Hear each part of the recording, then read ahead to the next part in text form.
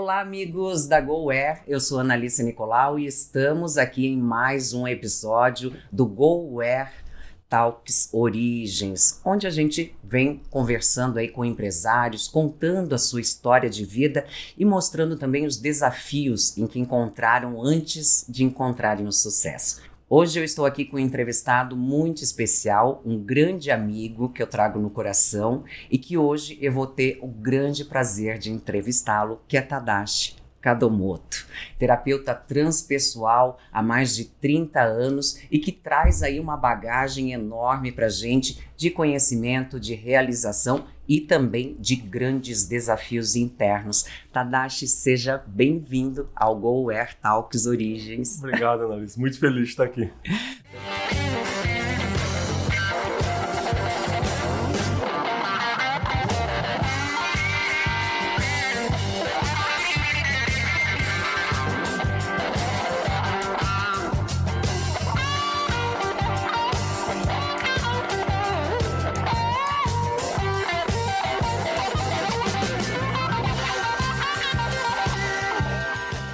Também muito feliz de ter você aqui. Eu acho que a vida ela nos proporciona encontros maravilhosos, Com certeza. né? Mas eu tenho certeza que quem está acompanhando a gente em casa quer conhecer um pouco mais do Tadashi Kadomoto, né? Antes do Tadashi se tornar quem é hoje, ele teve a sua história.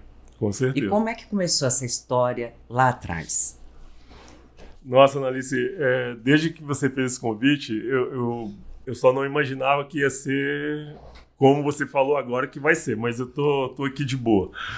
Mas a primeira coisa que me veio na cabeça na hora que você falou de contar a história, né? A primeira coisa que me veio foi a lembrança do meu pai, né? O meu pai, ele sempre trabalhou e ele falava uma coisa assim que era um ponto assim que marcou muito a minha vida, né? Que na vida a gente precisa de ser um psicólogo prático. Né? Não precisa fazer psicologia, mas a gente precisa de ser um psicólogo prático. E isso marcou muito a minha vida, né? Porque ele formou em economia na GV, só que o que ele fazia era exatamente isso, né? Ele sabia lidar com pessoas de uma maneira que era uma coisa assim linda de ver, a transformação que ele ajudava as pessoas a fazerem a partir desse princípio assim, de ser um psicólogo prático, né? E o que eu sinto assim que isso foi o ponto motivador, inspirador para eu fazer o que eu faço hoje, né? Então, eu acho que o ponto de partida foi aí. Isso eu tinha por volta de 12, 13 anos de idade e eu pude acompanhá-lo até meus 17 anos e daí para frente, assim, foi o que eu comecei a fazer, né? E você, desde o princípio, vendo ele fazer esse movimento, se sentiu atraído por isso também de ajudar as pessoas dessa forma? A minha trajetória profissional começou por volta de 18 anos fazendo trabalho de treinamento para vendedores, né? Então era só para a área comercial, né? E agora, recente, eu fui contar essa história porque, assim, eu sentia que intelectualmente ou tecnicamente eu conseguia ajudar alguns vendedores. Poucos. A maioria, o que acontecia? Eles conseguiam captar, entender a mensagem que tinha dos cursos, só que no comportamento a coisa começava a emperrar, não andava. Ou seja, uma minoria conseguia colocar em prática e desenvolver com o que aprendia ali comigo, mas a maioria ficava emperrado, empacado no comportamental. E aí isso foi a outra virada de chave, porque eu falei, peraí, então eu tenho que trabalhar não é tecnicamente, não é intelectualmente, mas eu tenho que trabalhar o comportamento das pessoas, né? E foi a virada de chave que me fez fazer o que eu faço hoje, né? Que aí nesse processo de começar a trabalhar o comportamento, virou no que transformou o que eu faço hoje. E você foi atrás de cursos, de... O que você foi aí foi começar a estudar, né? Começar a estudar e fui para fora, fui para os Estados Unidos, aqui no Brasil, mas todo o processo já em cima assim, dessa abordagem da psicologia transpessoal, porque...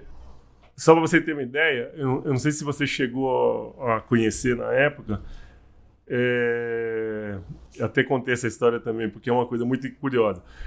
Na época que virou moda no Brasil, reengenharia, lembra? Qualidade total. Eu falo que no papel, aquilo tudo era lindo. É lindo, né? Sim. Na teoria, você olha aquilo, eu falo, cara, fantástico. Só que uma coisa é trabalhar reengenharia, qualidade total com o japonês. Que assim, preto é preto, branco é branco, não tem cinza, não tem mais ou menos preto. Então, é uma coisa. E a outra coisa é trabalhar qualidade total em engenharia com o brasileiro ou qualquer outro lugar do mundo que tem mais ou menos, tem cinza, não tem preto e branco, dá para misturar. Ou seja, é completamente diferente de pegar a educação japonesa e que é isso e acabou, né? Então, o que aconteceu? Quando aquilo caiu no Brasil, eu lembro assim que na teoria era muito lindo, só que na prática, a hora que pegava a parte comportamental, também não andava, né? E aí, na época, me chamaram, a Fundação Cristiano Ottoni, para começar a fazer um trabalho exatamente trabalhando o comportamental antes de entrar com esse processo de reengenharia, de qualidade total e etc. Então, o que eu percebo é isso, que o meu caminho, assim, por Deus, né? Porque pensar assim, intelectualmente, assim, foi um treco que eu fui buscar, assim, racionalmente, né? Todo esse estudo, não. Foi coisa, assim, que Deus foi me guiando. Eu não sei o que cada um acredita, né? Mas o universo, de qualquer forma, foi me dirigindo para fazer o que eu faço hoje. Eu sinto, assim, que, de repente, é um dom e Deus só foi dando o toque dele para me falar, vai para a direita, vai para a esquerda. Então, eu fui buscando recurso a partir daí. E quais foram os momentos assim mais significativos dessa sua autodescoberta? O primeiro momento muito significativo desse caminho de autodescoberta, de autoconhecimento, foi quando eu quebrei. Não vou saber especificamente o ano agora, mas o fato é que na época não existia McDonald's ainda no Brasil, né? Mas você é de São Paulo, mas eu nessa época eu morava em Belo Horizonte. E lá tinha muito daqueles trailers e que vendiam sanduíches, né? Cachorro-quente, hambúrguer e tal. E aí eu resolvi parar com o treinamento, que eu já dava o treinamento, né? Só que a realidade, assim, que o que eu conseguia fazer com os treinamentos, eu não conseguia me manter, nem sustentar minha família. A verdade é essa, eu não conseguia prover a minha família. E aí eu falei... Até porque naquela época não se falava muito, né, disso, né? Não. Falar em desenvolvimento humano é muito recente. Se pensar, a gente está falando de 1979, 1980, eu falo assim que, desculpa os empresários, mas eu falo assim que a mentalidade do empresariado brasileiro nessa época era do tamanho de um alpiste, né? A mentalidade de investir em pessoas, investir em desenvolvimento humano, né? Não existia isso, né? Então, aí eu, como não dava certo, literalmente, assim, eu não conseguia prover a minha família a partir desse trabalho. E aí eu falei, vou parar, vou desistir com esse negócio e tal. E a economia que eu tinha, toda a economia que eu tinha, eu comprei um trailer desses... De lanches. De lanche. E o cara era meu melhor amigo. Meu melhor amigo. Hoje não é mais, mas ele era meu melhor amigo. E eu... Deixa eu fazer um parênteses aqui, tá? Eu errei, ele não me passou para trás, ele não me... fez nada de errado, mas quem foi errado fui eu, porque eu não peguei uma certidão negativa, eu não mudei a razão social, nada. Eu peguei de porteira fechada, confiando assim 100% no cara, paguei e entrei, em 6 meses eu estava quebrado. Porque tinha 7 anos que ele não pagava ICMS. E aí, menos de 6 meses depois que eu estava dentro do negócio, a bomba estourou na minha mão. E eu tive que pagar porque... Vou falar o quê? Ele que não pagou, eu comprei tudo de porteiro fechado, não peguei certidão negativa de nada. Bom, conclusão, me quebrou. E aí, nesse período, foi talvez assim, uma das piores fases que eu tive na minha vida, né? Porque eu já tinha 2 filhos na época e eu não tinha dinheiro para pegar ônibus, não é táxi, né? Não tinha dinheiro para pegar ônibus. Então, assim, foi muito ruim nessa fase, mas foi extremamente transformador para eu fazer o que eu faço hoje, né? Então, primeiro, parar de terceirizar a culpa e sair, porque você, porque o Brasil, porque...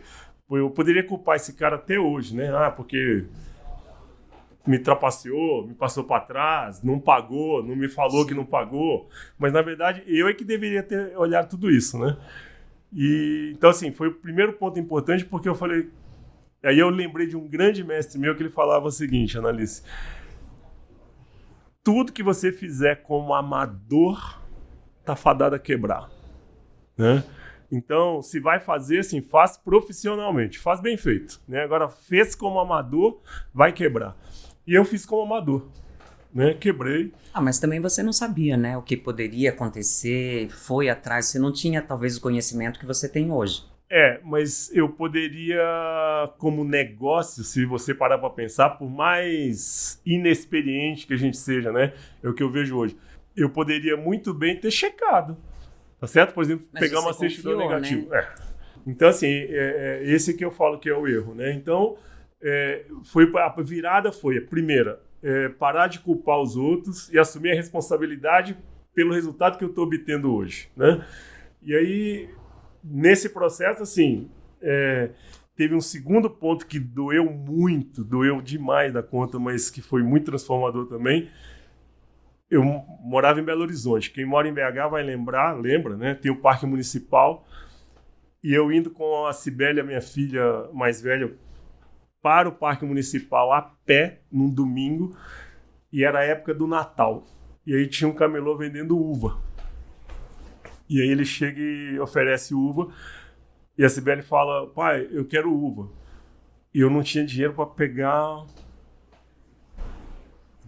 uma uva. Uma uvinha. Não é um cacho, uma uva. Eu não tinha dinheiro para comprar. E aí aquilo me machucou muito, porque o primeiro pensamento que veio foi assim: olha o que a sua irresponsabilidade está provocando na vida de outras pessoas, né? Então, assim, isso me marcou muito. E foi o segundo ponto, além de estar quebrado, de não parar de terceirizar a culpa, exatamente começar a assumir a responsabilidade, né? Porque tem gente que depende da gente. Concorda? Como empresário, por exemplo, a gente não é pai de ninguém, mas como empresário a gente tem uma série de pessoas que dependem do que a gente faz, né? Sim. Então, assim, foi o outro ponto assim, que me marcou muito. E daí foi uma virada. Então, assim, esses dois pontos eu acho que foram o ponto assim, principal nesse processo que você perguntou, de autoconhecimento, de autotransformação, assim, que foi a virada, né? Então foi pela dor. E Tadashi, até é bom a gente tocar essa pergunta ia ficar para depois, mas eu já vou aproveitar essa deixa. Nessa parte do desenvolvimento humano, né? Precisa sempre ser pela dor?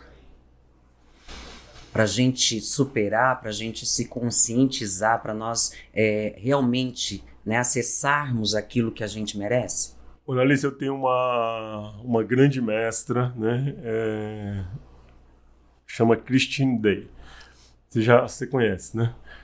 E ela fala assim que a humanidade está muito atrasada, né? A humanidade está muito atrasada. Já deveríamos estar nesse estágio, né? De aprender pelo amor, de aprender por consciência, né? Deveríamos. Mas, como ela fala, nós estamos muito atrasados, né? Então, a hora que você pergunta assim, ainda precisa de ser pela dor? Eu sinto assim, que se nós ainda não aprendemos pelo amor, pela consciência, por amor, é porque a gente ainda precisa de ficar levando essas pancadas da vida e aprender com essas pancadas, né? Então, eu vejo assim, que ainda precisa de ser pela dor. E por que ainda precisa de ser pela dor? Porque a gente está muito atrasado, né? Já deveríamos estar aprendendo pelo amor, com certeza, mas eu sinto que ainda precisa de ser pela dor, infelizmente. Tadashi, muitas pessoas elas procuram desenvolvimento humano para poderem enxergar, né, o seu propósito, identificar o que elas querem realmente para a vida. Você já chegou nesse ponto que você realmente já decodificou isso na sua vida? Do propósito? É. Já. Eu posso responder do meu coração, né? Coração. Esse negócio de internet, de rede social, que de 2020 para cá estourou, eu falo que virou moda, né? E aí tem um monte de gente ganhando dinheiro, assim, rio de dinheiro, fazendo desse negócio do propósito de vida um treco para iluminado, um treco para gente evoluída e por aí vai, né? E aí tem um monte de gente explorando isso e ganhando rio de dinheiro com isso. E aí eu vou falar da minha maneira, tá? O que é o seu propósito, meu, de todo mundo? Qual que é o propósito nosso? Colocar em prática o que Jesus nos ensinou. O que Jesus nos ensinou? Amar o próximo. Então, propósito para mim é só uma coisa, tá? Fazer o que você faz com amor. Falar o que você faz, o que você fala com amor. Ou seja, é colocar o amor a serviço. A partir desse ponto você está cumprindo seu propósito. Agora, independe do que faz, o que fala, mas fazer com amor, falar com amor, pensar com amor, a partir desse ponto você está cumprindo seu propósito. Eu te conheço, tá? E aí pensa assim... E pode falar o que quiser aqui sobre o meu processo. Como jornalista, né, que foi a época que eu te conheci, e uma parte dessa história sua eu conheço, a forma como você fazia, né, o amor que você colocava, para mim, ali você estava cumprindo o propósito, você não era uma jornalista, né? E da mesma forma eu e outras pessoas que eu conheço. Então, assim, desde que esteja colocando o amor a serviço, tá, tá cumprindo o seu propósito. E como é que a gente identifica esse amor? Tem uma coisa que eu sempre falo, Analice, assim, que, por exemplo, né, são muitas pessoas que não amam o que fazem, tá? Não gostam do que fazem, não amam o que fazem. E a única dica que eu dou para essas pessoas é o seguinte: é um direito seu você não gostar do que você faz ou não amar o que você faz. Então, agradece, ajoelha, agradece porque você tem um trabalho e faça com amor. Não é amar o que faz, mas faça com amor. Sim. Sabe? Faça com bom gosto, faça com amor. Porque a partir desse ponto em que fizer com amor, qualquer coisa, né, isso vai transformar. A sua vida vai transformar o relacionamento com as outras pessoas e, assim, alguma coisa vai mudar. Isso é certeza absoluta, né? E eu já dei essa dica para algumas pessoas, assim, que odiavam o que faziam e estão trabalhando lá há 10 anos. Felizes da vida e hoje amando o que fazem, né? E odiavam o que faziam, tá certo? Então, o que eu sinto, assim, que o amor, ele pode transformar qualquer coisa, né? Ele abre qualquer porta, quebra qualquer barreira. Então, eu acho que não tem muito mistério, não, sabe? As pessoas ficam... Por isso que eu te falei. As pessoas ficam criando um mito em cima dessa história do propósito, né? Criando um mito mesmo. Então, é simples, né? Se parar para pensar assim, o amor está aqui, o amor está aí, o amor está dentro de qualquer um. Coloca em prática. E por que é tão difícil colocar em prática? Porque as pessoas têm uma resistência muito grande em sentir o amor. Essa que é a realidade, né? Por exemplo, pensar no amor é fácil demais, né? Intelectualizar o amor é fácil demais. Agora, se permitir sentir o amor, né, é muito difícil. Parece fácil, mas é muito difícil. E aí é aquela história. Nesse processo da dificuldade de sentir o amor, como é que eu coloco esse amor a serviço se eu não me permito sentir esse amor? Então eu vou repetir. É muito fácil pensar no amor, é muito fácil intelectualizar o amor, né? Mas sentir, né? Viver e sentir o amor é um treco, não vou dizer impossível, mas é muito difícil. Você já chegou nesse ponto de sentir? Hoje sim. Hoje sim. E hoje eu vou te falar assim, eu tô com 65 anos. De 50 anos para cá. Até os 50 anos eu bati a cabeça. Ou seja, nunca é tarde, né? Não. A vida é uma trajetória, uma junção de bons momentos abastecidos por um combustível essencial, a água. A cada copo, uma fonte de saúde e bem-estar. Em cada garrafa, o trabalho de muitos. E a certeza de que há mais de 140 anos, levamos a mais pura água mineral. Águas Prata. Tradição e qualidade desde 1876. E eu só consegui fazer isso a partir dos 50 anos. Você tem uma relação linda com seu pai e com sua mãe, sim, porque eu sei disso, né? Mas eu tive uma relação muito boa com meu pai, muito boa. E uma relação péssima com a minha mãe, né? E durante 50 anos eu fiquei culpando a minha mãe, brigando com a minha mãe, xingando a minha mãe, virando a cara para minha mãe, e pela forma como ela me educou, pela forma como ela me tratou, eu discordava completamente da educação que ela me deu. E aí é uma coisa curiosa, que o único que sofria era eu, né? Só que essa ficha, depois de terapia desde os 18 anos de idade, faço terapia até hoje, estou com 65, né? Depois de uma série de vivências, depois de uma série de cursos, de constelação familiar e etc e tal, aos 50 anos essa ficha, pum, caiu, né? E aí, desse dia que eu consegui, no meu coração, ter um bom lugar com a minha mãe, né? Eu fiquei em paz, literalmente em paz. E daí para frente, essa história do amor, por exemplo, assim, ficou fácil de fluir, de sentir e vivenciar essa história. Mas até então era assim, racionalmente eu era bom de amor, intelectualmente também eu era bom de amor. Só que na hora que pensasse em relacionamento, ninguém consegue viver um relacionamento amoroso racionalmente, né? Se eu não sinto, como é que eu vou conseguir amar? Como é que eu vou me permitir ser amado? Né? Isso só aconteceu a partir dos 50 anos. Eu lembro que você uma vez falou uma frase que era assim, não sei se eu vou falar exatamente como né? Que a maior distância que você percorreu na sua vida foi da sua mente até o seu coração. É por causa disso? A maior distância que eu já percorri foi entre a minha cabeça e o meu coração. Exatamente. Não é que é só comigo, tá? Mas assim, eu fazia uma brincadeira séria, né?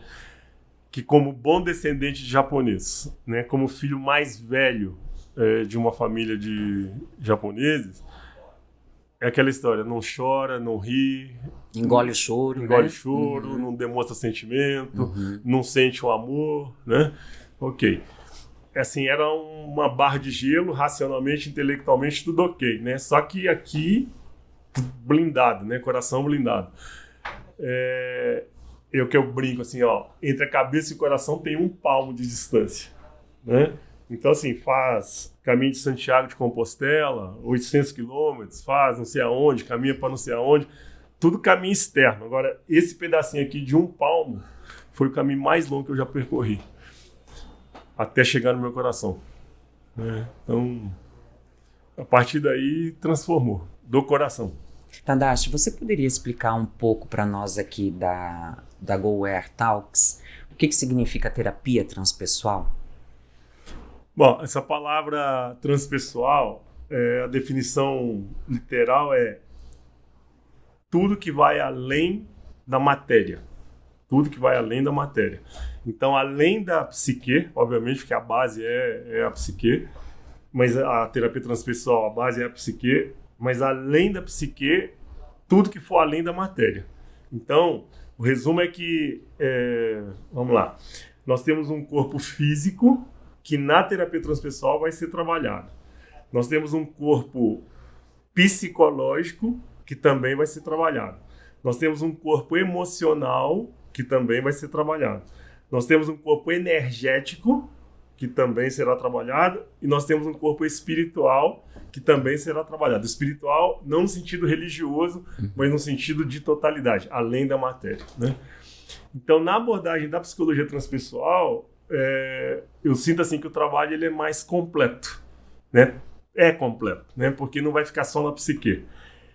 E a outra complemento dessa definição da palavra transpessoal é reivindicando a sua identidade total, indo em direção à sua totalidade, né? E aí eu faço uma brincadeira séria, que você já participou de vários cursos, mas em alguns cursos eu abro fazendo uma pergunta que é: quem é você? Né? E a pessoa então me responde assim: sou fulano de tal. E aí eu respondo: isso é uma parte sua, e você se identifica com essa parte e acha que você é só isso. Você não é só isso. E aí eu pergunto de novo: quem é você? Aí ele responde: sou fulano de tal, casado com fulano, com tantos filhos. E aí eu falo: você falou de 3 partes suas, mas você não é só isso. O problema é que você se identifica com isso e acha que é só isso, e você é muito mais do que isso. Mas o resumo é: de 100 pessoas que eu fizer essa pergunta, uma consegue me responder. Tá? 99% das pessoas não sabem, ou seja, quem ela é. Né? Exatamente porque se identifica com as coisas do ter. Né? Então, eu tenho CPF, eu tenho RG, eu tenho uma profissão, eu tenho uma esposa, eu tenho um filho. Ou seja, se identifica com essas coisas e acha que isso é você. Não é. Né? Então, na psicologia transpessoal, nessa abordagem transpessoal, o que as pessoas conseguem fazer o movimento é exatamente de ir ao encontro da sua identidade total. Realmente, assim, quem ela é. Né? E, consequentemente, a vida fica mais completa, tudo fica melhor. E, Tadashi, quando você, né, atende alguém ali com toda essa técnica, né, de terapia transpessoal, o que acontece internamente com o ser humano que ele começa a ter essas mudanças de mindset? O que eu sinto, Annalise, é assim, não é só na terapia transpessoal, tá? Pode ser na psicanálise, qualquer um. O que eu sinto é que cada pessoa, né? E não precisa ser terapeuta, tá? Qualquer pessoa. O que a gente acaba... Eu falo isso, você lembra disso, que os encontros não são casuais, né? Porque, na verdade, cada pessoa que a gente encontra, que pode ser terapeuta, que pode ser advogado, que pode ser médico, não importa. Eu sinto assim que existe uma troca, né, onde tem uma oportunidade de ensinar e de aprender. Uhum. Tá certo? Essa é que é a realidade. E eu vejo isso também como terapeuta, que eu sou só um canal para ajudar as pessoas a se conscientizar. Então, eu gosto de resumir da seguinte forma: que como terapeuta, eu simplesmente provoco uma crise de transformação. Provoco uma crise de transformação, né?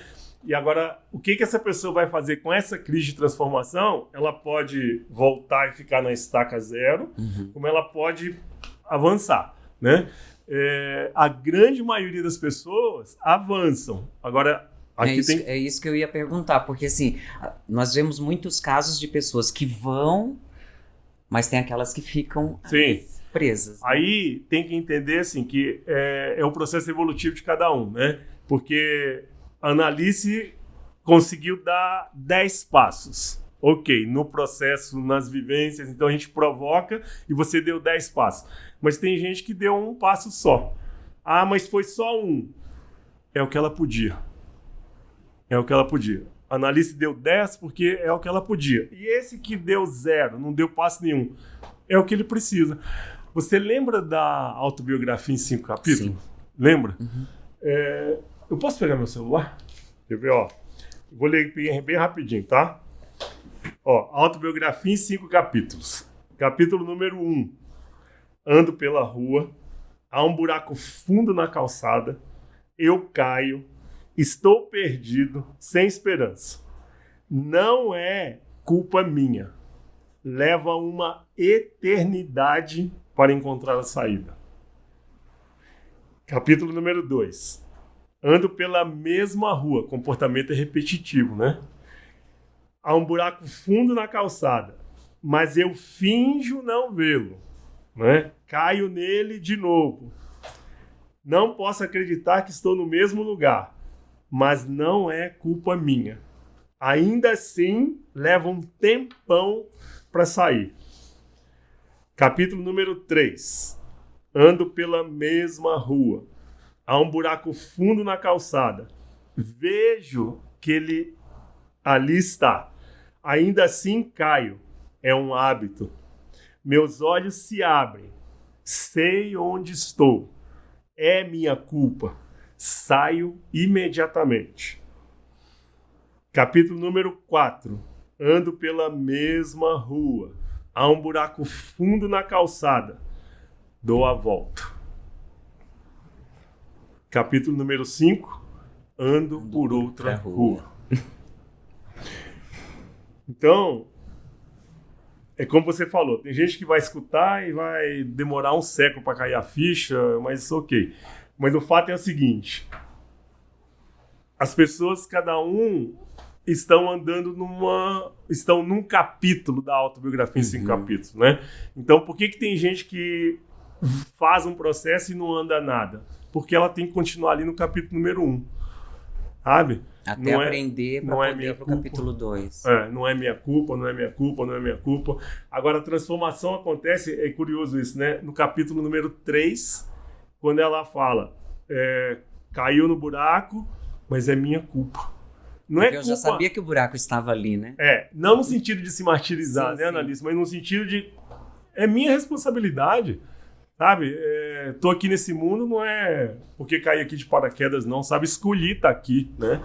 Então, você falou agora de responsabilidade. Você acha que as pessoas, elas tentam fugir da responsabilidade delas da vida? Ou elas não estão conscientes ainda para entender isso? Eu acho que não dá para generalizar, né, Annalise? Eu acho que assim, que tem gente que tá desse jeito aí que você falou. É muita gente, né?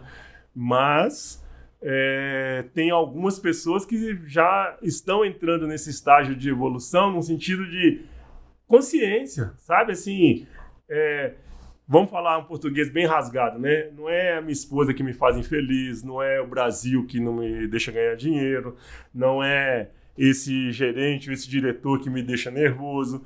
Na verdade, assim, eu é que tenho uma raiva, tenho um nervosismo dentro de mim, não é esse cara que tem poder de provocar isso em mim, não é essa esposa que me faz infeliz, eu é que tenho uma tristeza e uma infelicidade, né? Não é o Brasil que não me deixa ganhar dinheiro, eu é que sou incompetente, que não sou capaz de ganhar dinheiro. Ou seja, na hora que eu paro de terceirizar, né, na hora que eu paro de culpar as pessoas e que eu assumo a responsabilidade pelo resultado que eu estou obtendo hoje, aí as coisas começam a se transformar, né? Mas é o que você colocou. É muita gente que vivencia hoje ainda esse processo de culpar os outros, de terceirizar a culpa, né? É até engraçado isso da culpa, porque eu lembro que tinha um amigo meu que ele falava assim, a culpa é minha e eu coloco em quem eu quiser. Daí fica fácil, né? Tadashi, e falando em pessoas, né, em números, quantas pessoas já passaram pelo Instituto Kadomoto nesses 30 anos? 38 anos. 38? 38 anos. Nossa, gente, 38 Completou anos. Agora em janeiro. Mudando a vida das pessoas. Hoje tem presencial, agora tem que mudar, né? Presencial tem mais de 170 mil pessoas. Presencial. E aí isso é uma coisa curiosa, né? Por que eu chamei assim a atenção do presencial? E você participou de todos os cursos presenciais, né? Pensa assim, um líder training, o máximo que tem ali dentro de sala, 80 pessoas. Sim. O expansão de consciência que você já fez, o máximo 30 pessoas. Ou seja, hoje, depois desse negócio do online, eu fico pensando assim, gente, é um universo muito pequeno, né? E eu achava que era um mundo, né? Mas é um universo muito pequeno. Você pensa assim, hoje numa palestra online, vou te dar um exemplo assim, segunda-feira, às 20 horas, eu criei um quadro que chama Momento Terapêutico, né? Toda segunda-feira às 20 horas. A cada segunda-feira entram 10 mil pessoas. A cada segunda-feira. Tem alguns cursos online que a gente faz que entram 20, 30 mil pessoas, né? Então, se pensar assim, sabe? Em 4 anos que a gente está nesse processo, já no online.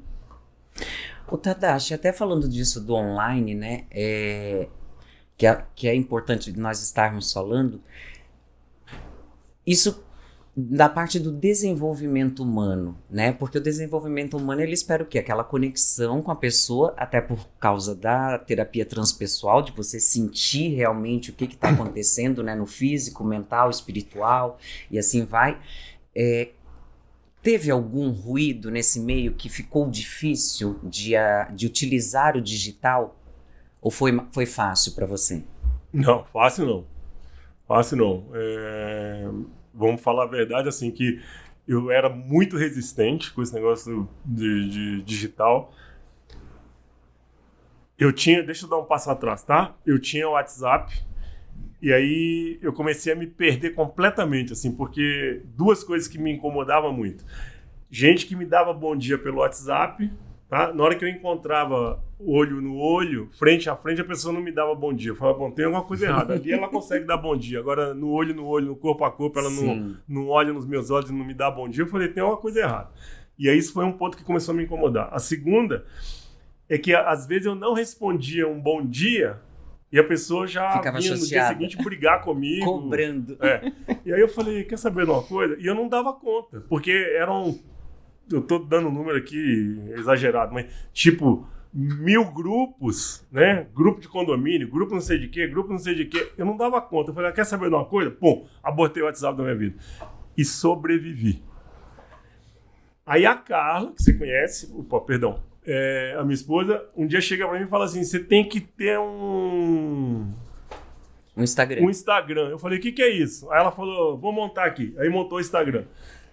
E montou o Instagram e falou assim, agora começa a gravar vídeo aí. E eu pegava aquela coisa lá e começava a gravar vídeo, né? E ela falava, tá muito ruim. Eu falava, então vem aqui e grava você. Sabe, assim, você acha que é fácil ficar olhando pra esse negócio aqui e gravar? Vem aqui e grava você e tal, né? Bom, Annalise, eu contratei uma media training para me ajudar a gravar vídeo. Entendeu? Assim, porque era travado de tudo e tal. Bom, então assim, foi muito difícil, né? Quando veio a pandemia, eu já tinha o Instagram, só que o Instagram tinha, sei lá, 500, 600 pessoas. Uhum. A hora que veio a pandemia, foi assim, entrou nessa coisa de rede social, de digital, foi na pancada. Ou vai, ou você vai ficar pra fora. Eu lembro que durante a pandemia tinha muita gente, né? Participando. Por meditação, às 6 horas da manhã entravam 20 mil pessoas. Às 20 horas entravam mais 20 mil pessoas. Já teve meditação, que numa meditação entraram 50 mil pessoas. Uhum. Então, assim, foi aquele momento e tal, e eu entrei no digital ali, né? Agora, falar assim, foi fácil? Não foi fácil. Agora, você tocou num ponto importante, assim, que eu falo isso e que eu acredito muito nisso, né? Essa coisa de tecnologia, do digital, com consciência, eu falei isso hoje de manhã, inclusive, na meditação, com consciência e com amor, com propósito, com amor, aí você cria uma conexão com as pessoas que estão do outro lado, né? Agora, tecnologia por tecnologia, rede social por rede social, é o que eu falei, pega a inteligência artificial e olha a caca que tem um monte de gente fazendo já com a inteligência artificial, que é um treco de 8 meses, né? Então, o que eu vejo assim, dá para criar conexão através de rede social, de tecnologia, dá. Desde que faça com propósito, desde que se faça com amor. Durante a pandemia, eu lembro que eu fiz uma entrevista com você, foi uma das primeiras, né?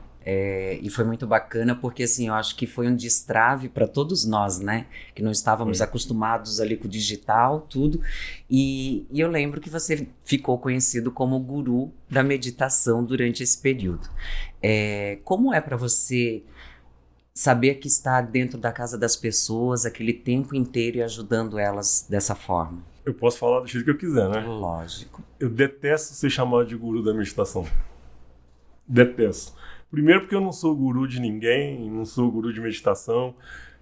Eu sou um cara que medito há 25 anos, tá? toda a minha família medita, você conhece todo mundo, Sim. e a gente medita todos os dias, todo mundo. Então, assim, é uma prática que transformou a nossa vida, tá? Então, eu não sou guru de meditação, não gosto de ser colocado nesse papel. Agora, sabe por que eu não gosto, Analice? Eu sou um ser humano mortal, normal e falível como todo mundo, tá? Deixa eu até fazer um adendo. A gente estava em Machu Picchu agora, semana passada, né? Aí o aeroporto de Lima fechou, você acompanhou, né? Sim. E a gente estava com 20 alunos lá, e é lógico que isso gera um estresse para mim e para a Carla, porque a gente tinha que dar um jeito de realocar as pessoas para poderem voltar para o Brasil, não dava para entrar os 20 no mesmo voo, e aí foi um estresse tremendo. E numa das meditações que eu fiz de lá, né, eu falei, gente, quando as coisas saem do seu controle, quando as coisas, os imprevistos acontecem, o que vocês sentem? Foi uma pergunta que eu fiz. Aí eu falei assim, eu tô sentindo raiva, eu tô sentindo medo, eu tô sentindo tristeza. Isso você. Eu falando lá, pra eles. ao vivo, né? Uhum. Aí uma pessoa, um infeliz, me manda uma mensagem assim, como que pode você, Tadashi, depois de caminhar em Machu Picchu, chegar em Machu Picchu, falar que tá com raiva, falar que tá triste, falar que tá com medo? Eu falei, minha filha, deixa eu te falar uma coisa. Eu respondi exatamente isso. Eu falei, sou humano, sinto medo, sinto raiva, sinto tristeza, sou falível, tá certo? Agora, o detalhe é o seguinte, hoje eu sei administrar tudo isso, tá certo? Então, esses sentimentos todos que eu relatei vieram mesmo, tá certo? Primeiro veio raiva, aeroporto fechado. Tô feliz da vida, que legal. Que nada, sabe? Assim, uma raiva danada, até eu identificar que, ok, ninguém ali tinha culpa. Uhum. Porque foi uma pane elétrica no aeroporto de Lima. Mas nesse momento de raiva, em nenhum momento você descontou isso nos outros. Ninguém. Era você estava sentindo internamente. Eu só relatei porque, ok, né? E aí eu falei, depois veio o medo, tá certo? Porque assim, onde que a gente vai ficar? Vai ter hotel pra gente ficar? Ou seja, é um trago natural. E tristeza. Por que tristeza? Eu queria vir embora pra casa, sabe? A viagem já tinha acabado, eu queria ver minha filha. Foi uma semana em Machu Picchu? 10 dias. 10 dias. E aí eu respondi isso pra ela. Eu falei, agora a diferença é que hoje eu consigo administrar isso, então veio todos esses sentimentos, mas em 5 minutos, eu já estava no meu eixo. Aí eu falei, como? Meditando. Eu sentei 5 minutos depois que aconteceu isso, eu sentei, fui respirar, meditei 5 minutos, voltei para o meu eixo e comecei a tomar as providências que eram possíveis ser tomadas, né? E aí essa pessoa manda esse comentário infeliz. Então, assim, que eu quero falar, assim, que eu não sou guru de ninguém, não quero ser, não quero ter esse papel, mas eu sou um ser humano como todo mundo, mas que, de alguma forma, através da meditação, do caminho de autoconhecimento, eu aprendi a administrar esses sentimentos de uma forma mais eficaz. Uhum. Né? Não quer dizer que eu não seja falível, né? Assim como você, eu tenho diversos moods. E para cada um deles, eu tenho uma Flex Force. Quando o mood é concentração, eu escolho a Uni, uma cadeira focada em ergonomia que me permite encarar diversas horas de estudo e me preparar para um novo personagem. Tem momentos que meu mood é diversão. Uma experiência leve e intuitiva e que tem a minha personalidade expressa em diversas cores. E tem momentos que é preciso encarar novos desafios. Seja no jogo ou na vida real, a Delta é a cadeira gamer mais confortável do Brasil. E o mood dela é competitividade. Com ela, eu estou preparado para vencer os próximos desafios. A Flexform tem sempre um mood e uma cadeira que combina com você. E aí, bora conferir? E Tadashi, por que as pessoas elas têm dificuldade de reconhecer o seu real valor? Não necessita ser tão complexa. Eu vejo assim, para que você que me conhece, as pessoas que me conhecem já me escutaram falar isso várias vezes, mas o fato é assim, que todo mundo, e aí eu vou generalizar, tá? Às vezes a gente usa muito o termo criança ferida, né? E as pessoas falam, mas eu não tenho criança ferida. Então eu falo criança ferida / trauma. Uhum. Tá? Criança ferida / trauma, que é a mesma coisa, tá? E não tem um ser humano que eu conheça, pelo menos até hoje, que não tenha uma criança ferida ou um trauma. Em algum momento da vida teve, até porque nós somos traumas, né? Tá certo? Então, o que acontece? Por que as pessoas têm essa dificuldade, né, que você está colocando? Por causa da criança ferida ou por causa do trauma que carrega? Ou seja, em consequência de uma dor emocional, que é uma criança ferida ou um trauma, as pessoas têm essa dificuldade de conseguir vivenciar isso que você colocou. Então, precisa ir para o desenvolvimento humano, o autoconhecimento, para poder mexer nisso daí também, né? Aí você quer ver uma coisa interessante? Que isso é interessante, né? Que quando fala autoconhecimento, né, é olhar para dentro de si. Parar de olhar para fora e olhar para dentro de si. Terapia, o que é? Sabe? É olhar para dentro de si. Uma vivência, um treinamento, tá certo? Qual que é o objetivo? Olhar para dentro de si. Ou seja, a transformação só vai acontecer na hora que olhar para dentro. Não é olhar para fora. Quem continua olhando para fora tá parado no tempo. E como é que faz para ter essa conversa interna? É difícil também, né, Tadashi? Eu não sei se é difícil, né, Analice? O que eu sinto assim, as pessoas precisam de estar dispostas. Porque você quer ver uma coisa? Mesmo para quem não faz terapia, mesmo para quem nunca participou de um treinamento de autoconhecimento, né? Essas pessoas sabem responder, mesmo que não tenha feito nada, tá? Olhar para dentro de si é confortável? Não. Não, nunca foi. Tá certo? E aí eu posso te afirmar uma coisa. As pessoas, o inconsciente das pessoas sabe, né, que olhar para dentro vai ter que olhar para questões assim que você vai falar, gente, esse lado meu é muito feio, sabe? Eu não posso continuar assim. Só que assumir isso não é gostoso, né? Olhar para isso não é gostoso, não é confortável, né? Mas é a única forma de transformar, de evoluir, de crescer. Não tem outro caminho. Eu percebi assim que nos últimos anos você vem falando mais sobre espiritualidade. Sim. Né? Não falando sobre religião, antes era mais sobre autoconhecimento, desenvolvimento humano. Você acha que o autoconhecimento e a espiritualidade, eles caminham de mão dadas? Totalmente. Se pensar assim na abordagem da psicologia transpessoal, né? Jung foi o precursor, foi o pontapé inicial, foi através de Jung que, né, para a psicologia transpessoal, e ele foi o primeiro a começar a abordar essa questão de fé, de Deus, né? Da forma dele, mas foi o primeiro.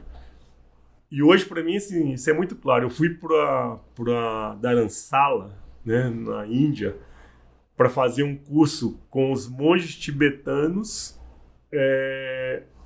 de psicologia transpessoal na abordagem do budismo tibetano, né? E foi lindo, lindo, lindo. Assim, eles não abordaram nada com relação ao budismo, né?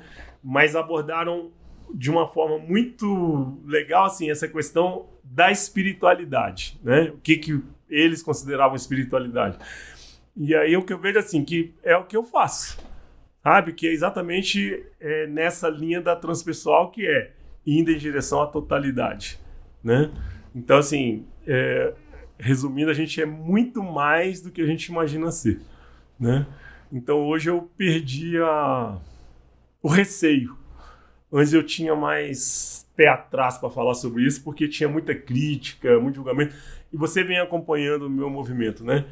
De especificamente 5 meses para cá, eu decidi estudar a Bíblia.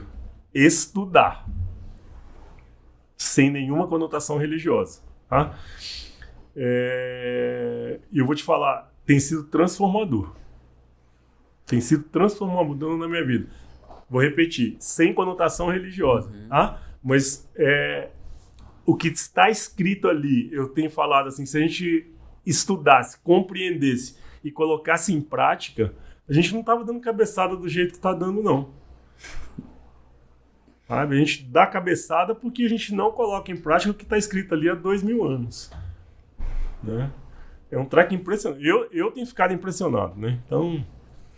E Tadashi, a gente, né, conversou agora há pouco sobre as redes sociais, nós somos bombardeados de informação o tempo inteiro. E eu venho estudando essa parte também energética, né, tudo isso. Você acha que toda essa parte digital, essas informações, elas acabam distraindo a gente do real propósito que a gente tem que chegar? Eu acredito, Alice.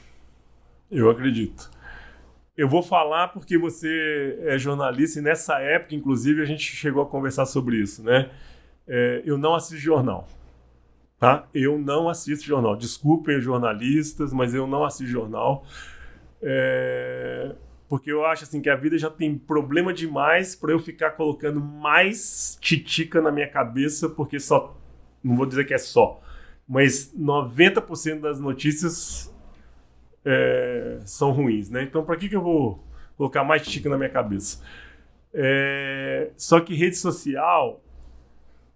outro dia eu escutei uma pessoa falando uma coisa que eu achei bárbaro, que esse negócio de rede social virou sucessolândia, né? Então todo mundo tem uma receita para ficar milionário, todo mundo tem uma receita para fazer as pessoas serem felizes e etc, etc. Então assim, virou um balaio de gato essa história.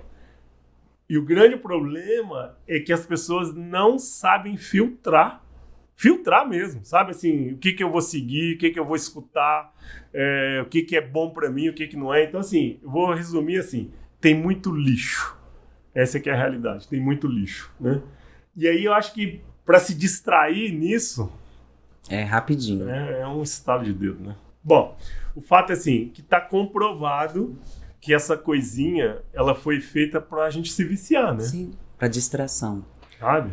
Tem que saber usar, né? Tem que saber dar, vamos dizer assim, em vez de você ocupar seu tempo, ficar bisbilhotando na vida dos outros, a saber o que você pode contribuir, né?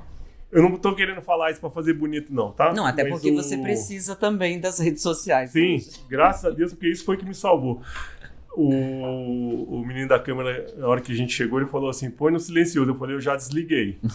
Né? Já desconecta. No modo avião, já tá desconectado.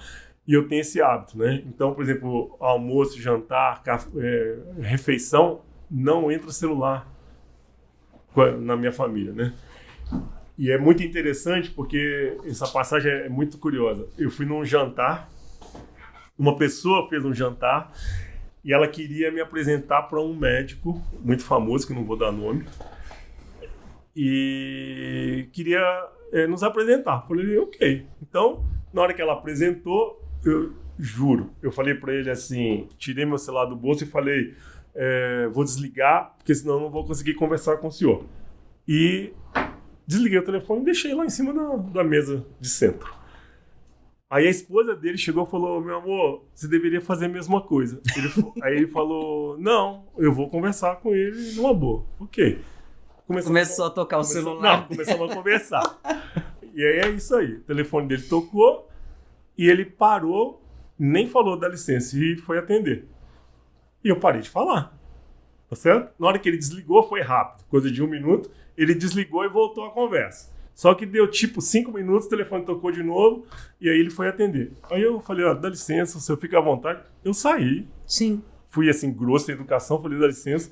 E aí a esposa dele ficou sem graça, veio conversar e falou, e aí, você acha que ele tá errado? Eu falei, não. Tá? Só que eu não admito uma coisa dessa, porque se eu tenho uma oportunidade de ter uma interação, olhar nos olhos e me conectar coração com coração, eu vou dar bola para isso aqui, verdade, sabe? Vou ligar para isso. Posso só contar mais uma passagem? Você conhece a Carla, ela teve um câncer grave no rim, né?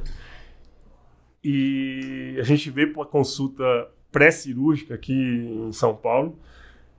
E aí, a hora que acabou a consulta, eu não falei nada, porque estava um momento muito de tensão. A médica que ia operá-la chegou e falou assim, tá aqui meu cartão, eu não tenho celular, mas nesses 2 telefones aqui as pessoas me acham. Aí eu achei aquilo esquisito demais, né? Mas eu falei, não vou falar nada, porque o momento era muito tenso. Foi feita a cirurgia, deu tudo certo, tá curada, graças a Deus tá tudo bem. A gente volta o exame pós-cirúrgico. Aí eu falei, a senhora pode me responder uma coisa? Ela falou, pode. Por que a senhora não tem celular? Aí ela riu. Ela falou assim, eu dou aula na Escola Paulista de Medicina. E eu não admito que os alunos usem celular dentro de sala. Mas eu também não uso. Porque o objetivo ali não é ficar vendo rede social. Eu adoro jantar com a minha família. Com minhas netas, com minhas filhas, com meu marido, com meu genro. E eu quero conversar. Quero olhar nos olhos. Agora eu vou ficar digitando WhatsApp? Então, não preciso de celular. Amo teatro e cinema. Teatro e cinema não pode usar celular. Então, por que eu vou ter celular? Né? E aí ela completou. Meu marido é presidente de tal empresa multinacional. E ele também não tem celular. Agora, Analice, você é dessa época. Eu não estou chamando de velho. Mas você é da época que não tinha celular. Eu sou vintage, não sou mais velha. Você é da época que não tinha celular, não tinha, concorda? E nós éramos muito mais felizes. As pessoas... A gente tinha mais conexão, né? E as pessoas te achavam? Achavam. Até no orelhão. Então pronto. Eu acho uma ferramenta fantástica esse negócio, mas assim, de novo... Tem que ter um equilíbrio, sem né? Consciência, sem consciência a gente tá se perdendo. Eu tenho procurado fazer isso no finalzinho da tarde, lá pelas 18 eu já vou desconectando um pouco e eu tenho dormido melhor, tenho entregado melhor o trabalho, tenho feito mais coisas. E é engraçado, porque vai realmente trabalhando, se a gente não cuidar da mente, acabou, né? E Tadashi, pra gente encerrar, vamos lá, como é que você mantém a sua motivação, tá? E essa inspiração, assim, contínua? Eu quero só contar uma história para poder responder isso aí, tá? O Leader Training, fazem 38 anos que eu ministro o Leader Training, né? Que eu criei e que eu ministro o Leader Training. As pessoas que estão comigo, trabalhando comigo, por exemplo, há 25 anos, chegam para mim e falam assim, Tadashi, eu fico impressionado que você conta a mesma piada, com a mesma alegria, com o mesmo entusiasmo. Como é que você consegue fazer isso, né? Eu falo porque as pessoas que estão ali não são as mesmas que estavam no treinamento passado. Então são outras pessoas, são novas pessoas.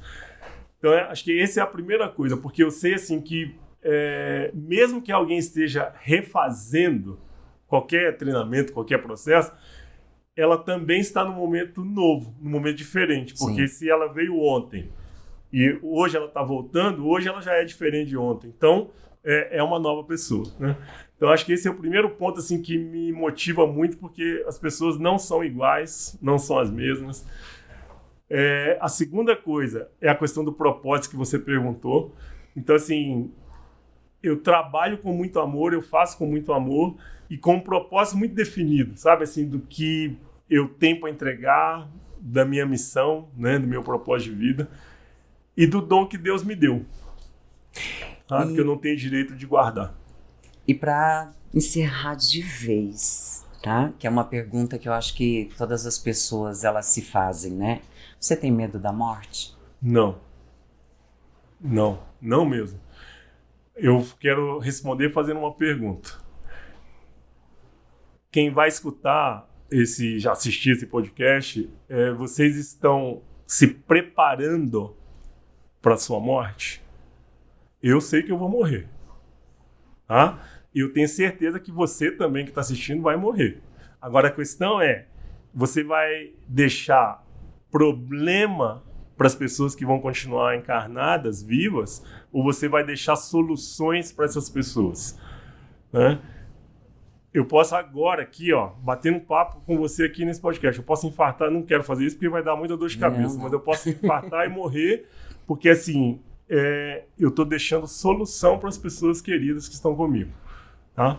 Agora, tem gente que morre e deixa dor de cabeça. Deixa uma bagunça. Bagunça, que deixa problema. Agora, por quê? Porque existe uma onipotência, Analice, de achar que não vai ficar doente, uma onipotência de achar que não vai sofrer acidente de carro, uma onipotência de achar que não vai morrer. Você vai morrer. Sim. Então, a obrigação sua, minha, é se preparar para a morte. E o que você vai querer deixar aqui para as pessoas, né? O legado de verdade, o amor, né? O companheirismo. Só para você ter uma ideia, agora em Machu Picchu tinha uma pessoa, eu não vou dar o nome dela porque ela não me deu autorização, né? Mas Ela medita comigo desde 2020, faz terapia também, é uma coisa assim, uma pessoa bem legal, uma grande empresária. E aí eu perguntei para ela assim, você tem medo da morte? Ela falou, tenho. E aí foi um papo assim muito interessante, a gente foi muito propício porque a gente estava em Machu Picchu e tal. E aí eu falei para ela, uma das primeiras coisas que eu fiz quando o Dr. Stélio morreu, que você vai lembrar dele, e a Graça, eram 2 terapeutas que trabalhavam comigo. Eles eram casados, deixaram um filho de 6 anos de idade, 9 anos de idade e na época 12 anos de idade. Tá? Ele não tinha nada preparado para morrer. Eu tive que pagar a faculdade para os 3 filhos até eles se formarem, porque ele não tinha nada preparado. Mas assim, qual que foi meu aprendizado na hora? Acabou o enterro dele, eu voltei para casa e eu comecei a fazer um inventário literal, de tudo que eu precisava, que os meus filhos precisavam saber, de tudo, só que eles eram menores de idade. Mas eu fui organizar um advogado, mais 2 pessoas que estariam junto com esse advogado para poder gerir as coisas para os meus filhos e tal. Hoje eles já são maiores, já está tudo na mão deles. Mas o que eu quero dizer é, as pessoas acham que não vão morrer. E vão. Todo mundo vai morrer. A única coisa que a gente tem certeza na vida é a morte. Só. Então, assim, a gente tem que se preparar para isso. E não só materialmente, tá? Não é só materialmente, não. Principalmente espiritualmente, né? Só para você ter uma ideia, Analice, para completar essa resposta dessa pergunta aí, eu estou trabalhando a finitude da minha vida desde os meus 55 anos. Não é toda a terapia, mas desde os meus 55, eu estou com 65, a partir dos 55 anos de idade, eu comecei a trabalhar a finitude da minha vida. Preparar. Então, estou deixando meu legado, tenho uma pós-graduação em terapias integrativas, tenho uma comunidade. Agora, para ganhar dinheiro, não, porque através dessa pós-graduação que eu criei em terapias integrativas e através da comunidade, eu estou deixando um legado de tudo isso que eu fiz. Novos terapeutas chegando por aí. Eu acho que o que eu mais aprendi, né, durante todos esses anos conhecendo você, Tadashi, é o quão importante o estudo do autodesenvolvimento, do autoconhecimento, do desenvolvimento humano podem mudar a vida de uma pessoa. E quando ela se integra totalmente e toma o seu lugar de volta. É isso aí. Eu lembro dessa frase que você me falou ano passado e a minha vida mudou completamente depois disso. Mas é isso aí, obrigada por ter vindo. Esse convite foi feito de coração. Todos que estão aqui sabem que existe amor maior que o mundo aí. E eu agradeço, Tadashi, você e ao Instituto também, Kadomoto, por trazer, né, esse conhecimento todo. E eu acho que não só o conhecimento, mas também essa consciência para as pessoas. Eu que agradeço. Obrigada. É isso aí, pessoal. O Go Air Talks Origens fica por aqui. Tadashi Kadomoto vai continuar um pouquinho aqui com a gente e vocês não percam o próximo episódio. Até lá. Go Air, eleita a maior grife editorial do Brasil com o melhor conteúdo de lifestyle e gastronomia para quem curte o lado bom da vida. Revista, portal, aplicativo e eventos com experiências exclusivas sobre moda, beleza, saúde, comportamento, gastronomia, turismo, automóveis, business, tecnologia, cultura e entretenimento. Acesse goair.com.br e nos siga nas redes sociais para descobrir uma nova Go Air. Positiva como sempre, relevante como nunca.